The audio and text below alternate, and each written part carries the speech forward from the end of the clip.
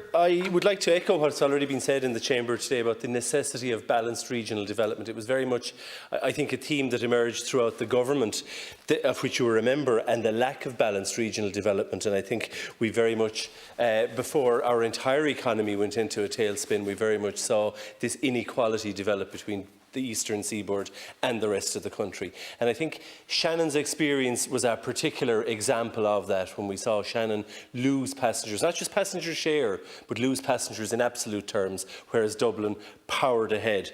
Now, I don't know whether to welcome the fact that you're setting up a task force, because the task force will very much be determined, the outcome of it at least will be determined by who's on it and its terms of reference. And if you're going to put people on it, along the lines of people who persuaded you that making Fingal County Council the noise regulator for Dublin Airport and that somehow they could be independent was a good idea, well, if people like that are going to be on it, I don't have much hope for it. If people who persuaded you that a third terminal at Dublin Airport was a good idea while the terminal at Cork, and even more so Shannon, lay empty, and that a second runway in Dublin was absolutely essential while there's a second runway in Shannon and our first runway isn't utilised much, yes, the second, if they are the people who are going to be on it, then I don't have much hope for it. But I do have hope that there are people in this country, and there are a multitude of people internationally who could be put on this and who could be tasked with developing a real balanced aviation policy that's good, not just for Dublin,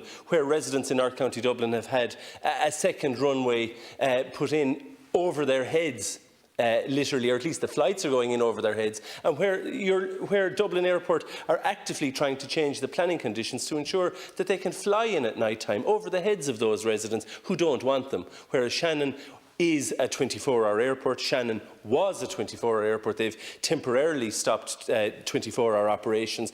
And I would urge that the task force ensure that that is a temporary measure and that it will return to being a 24-hour airport. Now, Aer Lingus and Shannon have a particular relationship going back years, and it hasn't ever been a comfortable relationship. There's always been a suspicion of Shannon that Aer Lingus's sole priority was Dublin Airport. Indeed, Willie Walsh, when I sat in a Transport Committee meeting when the sale of the state's 25% shareholding in 25 in 2015 was being discussed, very much admitted that Dublin was going to be their priority. And in fairness, he didn't mislead anybody. He said Dublin will be our priority, and Dublin has been the priority of Aer Lingus. Now, the airline sector is in trouble everywhere, not just in Dublin, and not just in Shannon, not just in Ireland. I accept that. And Aer Lingus is a private entity, which, as you said yourself, I noted your almost Freudian slip to say the problem is that it's a private entity, and I suppose it's amazing what a tenure in government can do to one's perspective on matters like that. But Aer Lingus is now exclusively a private entity, and that's because of decisions made, successive decisions made by governments whose people who supported that are now people who supported the sale of the 25% shareholding, including from my own county, are now crying crocodile tears when this was the inevitable consequences of it. People who didn't support it at the time because they never had to vote on it, but certainly are members of a party who supported the sale of Ireland's 80% shareholding in Aer Lingus down to 25% in 2006. But we are an island nation and we're uniquely dependent on our connectivity.